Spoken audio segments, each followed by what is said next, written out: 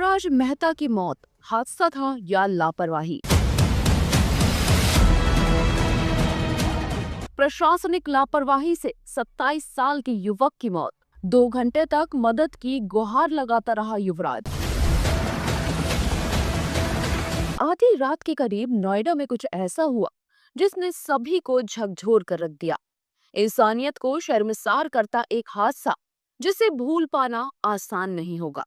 करीब रात 12:30 बजे 27 वर्षीय युवराज मेहता काम से घर लौट रहे थे। वे गुरुग्राम की टेक कंपनी में काम करते थे और उनका घर नोएडा में था। हर दिन की तरह उन्होंने सड़क पर भरोसा किया कि वे उन्हें सुरक्षित घर पहुंचा देगी, लेकिन सेक्टर 150 के पास वे भरोसा टूट गया। घनी धुंध में उनकी कार सड़क से फिसलकर 70 फीट गहरे नाले में जा गिरी। पहले से ही टूटी हुई बाउंड्री और खतरनाक माने जाने वाली जगह, और सबसे दिल दहला देने वाली बात यह थी कि युवराज की मौत तुरंत नहीं हुई। वे डूबती हुई कार से बाहर निकलकर कार की छत पर चढ़ गए और करीब 2 घंटे तक जिंदा रहे, बस यही उम्मीद रखते हुए कि कोई उनकी मदद करेगा। युवराज ने अपने पिता को फोन किया, लोकेशन भेजी और फोन की टॉर्च ऑन कर घनी धुंध में सिग्नल देने की कोशिश की। उनके अंतिम शब्द थे, पापा, मुझे मरना नहीं है। इसके बाद फोन की रोशनी बुझ गई और उनकी आवाज भी बंद हो गई। मौके पर पुलिस और फायर ब्रिगेड मौजूद थी। भीड़ भी जमा हो गई, लेकिन कोई सीधे नाले में नहीं उतरा। बचाव कर्मियों ने बताया कि पानी ठंडा था, लोहे के सरिये थे और दृश्यता बहुत कम थी। रस्सियां फेंकी गई, क्रेन की चर्चा हुई और सीढ़ियां मंगाई गई। चश्मदीद गवाहों ने कहा, अगर कोई गोताखोर पहले उतर जाता तो जान बच सकती थी। फिर करीब 1:45 बजे कोई अधिकारी या प्रशिक्षित रेस्क्यू डाइवर नहीं, बल्कि एक डिलीवरी बॉय ने अपनी कमर में रस्सी बांधकर खुद ठंडे पानी में छलांग लगाई, लेकिन तब तक बहुत देर हो चुकी थी। क्या नाम है आपका? मोडिंदर है जी। कल जो हादसा हुआ था, क्या कुछ पूरा हादसा था? आप चश्मदीद हैं, क्या कुछ देखा और आपने बचाने भी उतरे थे? क्या कुछ पूरे मामला रहा, क्या कर? इसमें जी जो गाड़ी एक्सीडेंट हुई है कोहरे में, वो करेक्ट 12 बजे के करीब हुई है।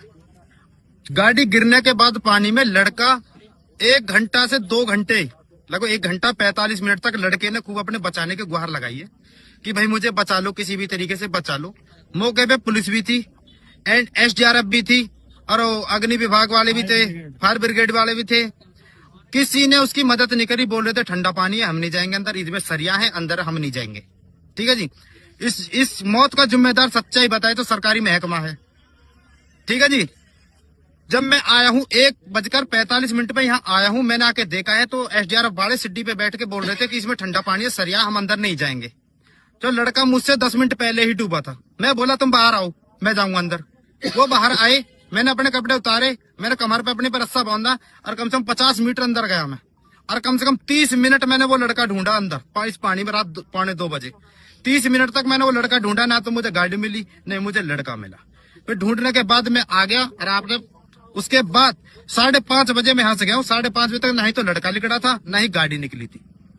उसके बाद मैं क्या कहूँ कि मैं तो अपने घर चला गया था और मुझे कुछ नहीं पता इसके बारे में। पोस्टमार्टम रिपोर्ट में मौत का कारण बताया गया एंटीमॉर्टम, डूबने से दम घुटना और उसके बाद कार्डियक अरेस्ट, यानी कि फेफड़ों में पानी भर गया और दिल रुक गया। सबसे अहम बात जो रिपोर्ट में नहीं लिखी गई वो है प्रशासनिक लापरवाही। पुलिस का कहना है कि पूरी कोशिश की गई, लेकिन युवराज के पिता सवाल उठाते हैं, अगर मेरा बेटा 2 घंटे तक जिंदा था, संकेत दे रहा था, तो कोई क्यों नहीं गया? तरीके से देख रहे हो, क्या कार्रवाई हुई? कार्रवाई तो केवल बॉडी रिकवर हुआ, लेकिन तब रिकवर हुआ जब उसकी जान चली गई। जो सही समय पर अगर सही समय पर फैसिलिटेट किया जाता तो उसकी कीमती जान बच सकती थी। आपको कब फ़ोन आया था, क्या आपको सूचना मिली थी? जब 12 बजे उसने फ़ोन किया था कि पापा मैं नाले में गिर गया हूँ, बचाओ आ करके।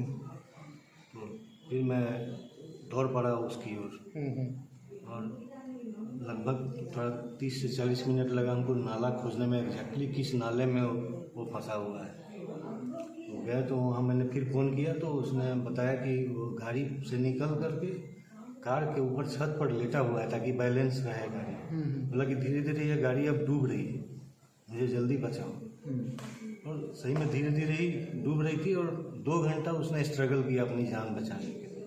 और लोकेशन ट्रेस होने के लिए उसने अपने मोबाइल टॉर्च को ऑन रखा था ताकि पता चले कहाँ है, लेकिन फॉग में एकदम हल्की किरण नज़र आ रही थी वहाँ।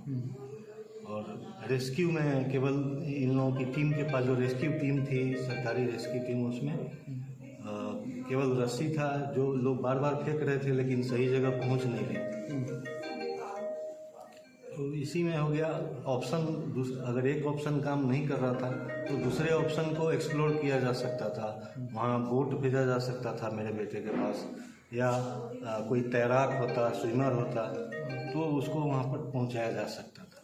ये दोनों चीज़ नहीं हुई और उसकी जान चली गई। जैसे कि रोड बिल्कुल वहाँ खतरनाक है, तो क्या लगता है कि वहाँ इस तरीके की चीज़ें रिफ्लेक्ट पहले भी एक घटना हुई थी तुरंत जस्ट पहले, और भी पहले घटना हो चुकी। जस्ट पहले घटना 1 सप्ताह 2 सप्ताह पहले हुई थी।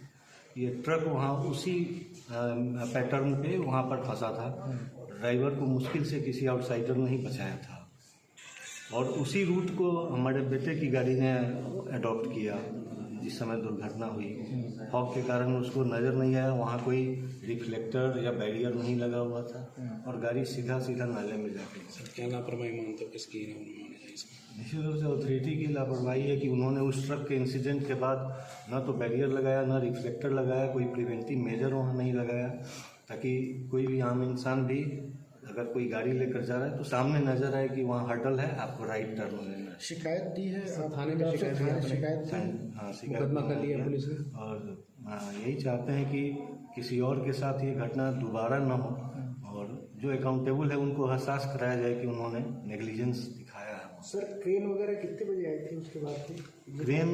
क्रेन तो पुलिस को जब हमने 112 डायल किया, पुलिस आई थी, करीब 22 मिनट बाद आ गई थी। उस समय भी मेरा बेटे से कम्युनिकेशन चल रहा था, मैं उसको आवाज़ दे रहा था, वो रिस्पॉन्ड कर रहा था। तो उसके बाद पुलिस ने फायर ब्रिगेड को बुलाया और वो लोग केवल रस्सी का ही सहारा ले थे, उनके पास सफिशिएंट रिसोर्स नहीं था कि मेरे बच्चे को सपोर्ट दे सके। क्रेन आई थी सर, एक क्रेन हाइड्रोलिक वाले वहाँ आए पहुँच थे, नहीं लेकिन पाई वही रस्सी ही फेंक रहे थे वो लोग, दूसरा ऑप्शन नहीं। लेकिन नाव अगर चलती तो बेटे तक पहुंचने में क्या दिक्कत था, वो तो पानी ही था ना वहाँ पर। नाव काफी देर से उतारे आप। हाँ, काफी देर से। गाजियाबाद से और करीब 6 बजे एसडीआरएफ ने पूरा प्रिपेयर किया, स्लोप बनाया जेसीबी की मदद से। 6 बजे रेस्क्यू ऑपरेशन स्टार्ट किया ताकि बॉडी रिकवर हो। गाड़ी भी वही उसी में डंप है। गाड़ी तो अभी भी नहीं रिकवर हुई है, गाड़ी उसी में। ठीक है सर, ठीक, थैंक यू। स्थानीय लोग और आई विटनेसेस भी यही कहते हैं। नाले के लिए पहले भी शिकायतें की गई थी, कई हादसे हो चुके थे, लेकिन ना बैरिकेड लगे ना ही चेतावनी बोर्ड। मौके पर मौजूद अधिकारी खुद असमंजस में दिखे। युवराज की मौत के बाद सिस्टम अचानक सक्रिय हो गया। बिल्डर के खिलाफ एफआईआर दर्ज की गई, जूनियर इंजीनियर को बर्खास्त कर दिया गया, नोएडा अथॉरिटी के सीईओ को हटाया गया और विशेष जांच टीम बनाई गई। लेकिन सवाल वही है, जब युवराज जिंदा था तब ये फुर्ती क्यों नहीं थी? अगर 2 घंटे भी जान बचाने के लिए पर्याप्त नहीं है तो इमरजेंसी सर्विसेज का क्या मतलब? जब पुलिस कहे हम तैर नहीं सकते, बचाव कर्मी कहें बहुत ठंड है, अधिकारी कहें दिखाई नहीं दे रहा, तो हम किस पर भरोसा करें? डिलीवरी बॉय पर, किसी राहगीर पर या किस्मत पर? 90 मिनट बहुत होते हैं एक जिंदगी बचाने के लिए, अगर जीवन को बचाने लायक समझा जाए तो। लेकिन यहाँ ऐसा लगता है कि जिंदगी को बोझ समझा गया। यही कारण है कि ये सिर्फ हादसा नहीं, ये एक चेतावनी और प्रशासनिक विफलता है। कल ये हम में से कोई भी हो सकता है, काम से घर लौटते हुए, सड़क पर भरोसा करते हुए, सिस्टम पर भरोसा करते हुए। सवाल अब भी वही है, भारत में किसी जीवन की कीमत उसके खो जाने से पहले कब मानी जाएगी? ऐसे और भी कई मामले हैं जहां प्रशासनिक लापरवाही से लोगों की जान गई। 29 दिसंबर 2025 इंदौर, दूषित पानी से 10 लोगों की मौत और सैकड़ों बीमार। 17 जनवरी 2026 मेरठ, कोहरे में व्यवसायी की कार खुले नाले में गिरी, 1.5 साल का बच्चा डूब गया। 9 दिसंबर 2023 मुरादाबाद। 14 महीने का बच्चा खुले नाले में गिर गया और उसकी जान चली गई। तो ये सिर्फ एक हादसा नहीं, ये साफ तौर पर प्रशासनिक लापरवाही का नतीजा है। सूत्रा नेटवर्क फैक्ट्स और सच्चाई के साथ खड़ा होता है। हम सनसनी नहीं, सच दिखाते हैं। अगर आप भी ईमानदार पत्रकारिता चाहते हैं तो हमारे साथ जुड़िए, सच के लिए, बदलाव के लिए। और अगर आपके पास भी ऐसी कोई खबर है जिसे लोगों तक पहुंचाना जरूरी है, तो हमारी वेबसाइट सूत्रानेटवर्क.com पर जाएं और हमें भेजें, क्योंकि सवाल सिर्फ खबर का नहीं, सच का है। और इस खबर से जुड़ी और जानकारी के लिए पढ़ें हमारा आर्टिकल डिस्क्रिप्शन बॉक्स में दिए गए लिंक पर।